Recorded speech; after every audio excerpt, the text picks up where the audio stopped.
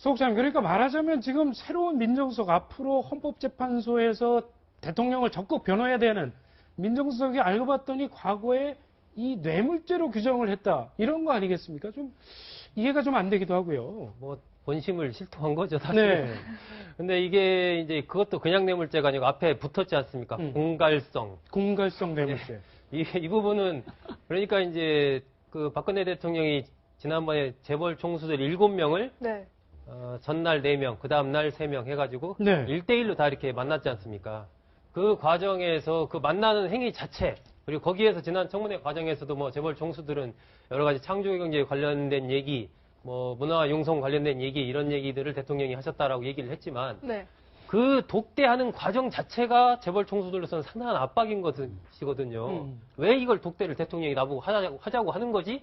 얘에 대해서 이미 참모들이 다양한 것들을 통해서 아마 이런 얘기를 하실 거고 핵심은 이걸 겁니다. 네. 뭐 그렇게 이제 다 하기 때문에 네. 그 자리에서 구체적으로 뭐 우리가 이렇게 K스포츠재단, 미르재단 만드니까 거기 얼마 출연해 주세요. 이렇게 얘기하는 사람은 아무도 없죠. 하지만은 그러한 자리 자체, 그리고 거기에 대해서 정부가 이렇게 가고 있으니까 재계 쪽에서도 좀 협조를 부탁드립니다. 이런 자체가 사실은 이 조대환 수석이 썼던 이른바 공갈성 같은 그런 부분을 받아들이는, 네. 그건 뭐 당연한 것이고, 네. 과거에 이제 전두환 비자금 사건에서 이른바 포괄적 뇌물죄다라고 그렇게 이제 법원에서 봤던 거 아닙니까? 그렇기 때문에 이번 사안 자체도 조대환 수석은 물론 들어가기 전이긴 하지만 자신이 법조인의 관점으로 봤을 때 이것은 공갈성 뇌물죄가 한데 무슨 지금 검찰이 직권남용 이런 거 가지고 돼?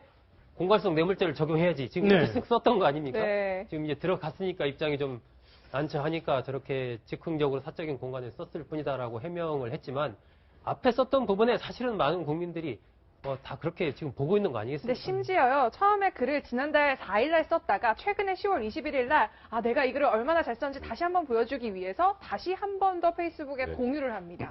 이때 내 말이 맞지라고 마치 네. 하듯 올리는 건데 네. 그걸 나중에 삭제했어요. 논란이 되니까. 그러니까 지금 사실 이 뭐 사적인 공간에 쓴 글이라고 쓰셨지만 이거는 그냥 법조인의 시각으로 쓴 글입니다. 본인의 네. 신념을 담은 그렇죠. 거요. 법조인으로 신념을 담아 쓴 글이에요.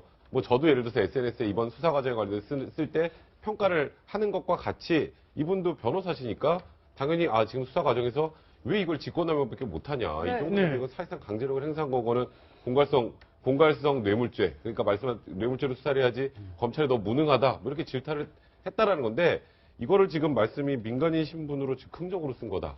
그러니까 문제가 안 된다가 아니라 이게 민간인 신분이 아니라 그냥 객관적인 눈으로 바라보니까 이렇게 쓴 거고 네. 이제 민정수석으로 들어가서 사실 이 입장을 바꾸면 본인의 신념을 바꾸는 것처럼 굉장히 지금 이상해져 버리는 상황이 돼버린 거예요. 이분 입장에서도. 네. 그러니까 지금 아까 근데 제가 하나 정정할 게 탄핵 심판에 적극적으로 이분이 나서야 된다는 표현을 쓰셨는데 네. 그러면 안 됩니다.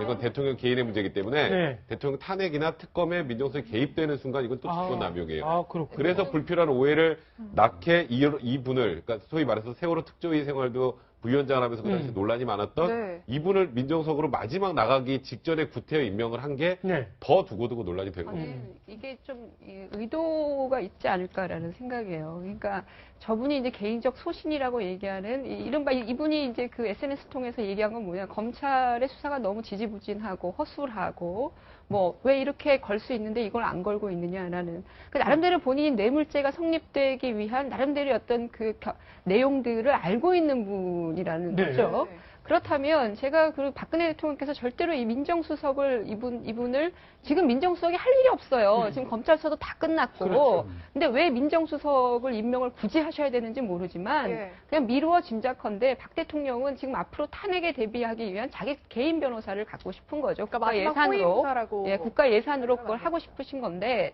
어찌됐건 제가 볼 때는 이분이 검찰의 허술한 부분들을 나름대로 알고 있는 사람이다라고 하는 판단. 네. 그리고 뇌물죄에 대해서 지금 검찰이 놓치고 있는 어떤 증거의 내용들, 이런 것들에 대한 나름대로 팔로우업이 되어 있는 사람이기 때문일 수도 있어요. 예. 그래서 오히려 역발상으로 그런 사람을 옆에 둠으로 해서 이 검찰이 이제 특검에게 넘길 수 있는 여러 가지 자료들, 이런 것들에 대한 부분들을 짚어나갈 수 있는 가능성, 물론 그런 고도의 어떤 치밀한 의도인지는 모르겠으나 뭐 마지막에 어떤 권력을 또 원했을 수도 있겠지만 네. 제가 볼 때는 이 상황에서 굳이 박근혜 대통령이 무리하게 그렇게 인사를 이분을 했다라고 하는 거는 단순한 의도가 있는 것 같아 보이진 근데 않는다. 박근혜 대통령이 임명을 할 때 설마 알고도 했을 리는 없고 페이스북에 안 들어가 본 네. 거겠죠? 네. 이 몰랐던 김태섭 거겠죠? 의원이 페이스북에 이 말 그대로 사적인 공간에서 그 친구를 맺어야지만 볼 수 있는 공간이기 그렇죠. 때문에 사적인 공간의 내용들을 발설했다라고 지금 화가 좀 나 있는 상황이거든요. 네. 박근혜 대통령이 몰랐을 확률도 있다고 보여지고요. 저는 그렇기 때문에 조대환 수석이 이제 앞으로 해야 될 일이 굉장히 중요하다고 봅니다. 뭐냐면 앞서도 얘기했지만 지금 청와대 비서실장을 비롯한 청와대 참모진은 더 이상 박근혜 대통령을 보좌하는 보좌 참모진이 아니라 네. 대통령 권한 대행을 보좌하는 역할들을 수행해야 되는 거거든요. 그렇다면 민정수석으로서 박근혜 대통령이 법적인 변호인단으로 구성되는 게 아니라 민정수석으로서 사정기관의 통화라는 역할을 거의 못하게 됐기 때문에 네. 대한민국 국민의 민심을 담아내서 전달하는 역할, 황교안 권한 대행에게 전달해야 되고요. 특히나 이 SNS의 내용 글을 보게 되면 이 내용 말고도 무슨 글이 하나 더 있냐면 네. 김기춘 전 실장이 그렇게 최순실 씨 모른다 그러는데 정말 몰랐을까요? 라는 글이 있어요. 몰랐다면 더 큰 문제다라는 얘기를 한 그러네요. 겁니다. 예. 그러니까 뭐냐면 국민들에 대한 공감 능력과 실제 민정수석으로 가져야 될 민심을 보는 눈은 있다는 겁니다. 그 눈을 가지고 권한대행을 보좌해서 민심을 전달하는 역할을 해야지 네. 이걸 가지고 특별검사 수사에 대비하거나 헌재의 심판에 대응하기 위한 그런 역할에서는 절대 안 된다는 얘기 한마디 드리고 싶어요. 는 아니겠죠. 네. 아, 이게 기본적으로는 일단은 네. 최재경 민정수석 그 상황을 좀 봐야 돼요. 음. 최재경 민정수석은 그 전부터 그만두고 싶다라는 사표를 얘기가- 했죠. 그렇습니다. 계속 고려하고 있었고요. 예, 그걸 대통령은 좀 역할을 해줬으면 좋겠는데 본인은 계속 안 하겠다고 하니까 그것이 시간이 계속 와서 이제는 대통령의 직무가 정지되는 상황이 오니까 예. 어떻게든 이 문제를 정리할 수밖에 없는 상황에 몰린 겁니다. 음. 몰려서 누구를 그럼 대안으로 누구를 있을까 찾아보다가 제가 보니까 뭐 지금 여러 가지 사람 찾기도 어렵고 그러니까 기존에 있던 풀 중에서 네. 이제 조대환 민정수석 같은 경우 그동안에 여러 차례 오르내리기도 했고 네. 인수위에도 참여했었고 이러저런 관계가 있으니까 아마 선임을 한 게 아닌가 싶고 하지만 거기에서 일관되게 지금 흘러가는 흐름은 네. 그거라는 거예요. 대통령은 나는 끝까지 간다. 그것과 네. 시간을 벌어야 된다는 거예요. 대통령은. 시간을 벌어야 돼 어떻게든. 그러니까 헌재 심리 과정도 어떻게든 이걸 늘리려고 뒤로 미루려고 여러 가지 조치를 취할 것이고요. 그리고 세 번째가 나를 지지하는 적극적인 지지 세력들을 결집해야 된다는 네. 거예요. 그런 맥락에서 봤을 때 그나마 있던 사람 중에서 그럼 누굴 고를까 했을 때 조대환 수석이 나름대로의 그런 메시지가 될 수 있다라고 이제 생각을 판단을 한 것이 아닌가 그렇게 중요한 추측이 것은 됩니다. 탄핵 요청이 국회에서 결정되고만 바로 직후에 임명이 됐다는 네. 그 자체가 모든 걸 다 얘기하는 거 아니겠습니까? 조대환 수석 같은 경우에는 사실 이 세월호 특조위 활동을 할 때도 좀 논란이 있었고요. 지난 8월에는 또 성매매 네. 특별법을 옹호하는 듯한 네. 발언을 해서 좀 논란이 있었는데 이런 논란을 알고도 이렇게 민정수석으로 굳이 임명을 해야 됐을까 뭐 이런 생각이 드는데 혹시나 청와대 시스템 자체가 지금 멈춰 있는 거 아니냐 뭐 이런 생각도 들고요. 저도 청와대 시스템 자체가 좀 멈춰있기 때문에 이런 인사가 난 게 아닌가 생각이 듭니다.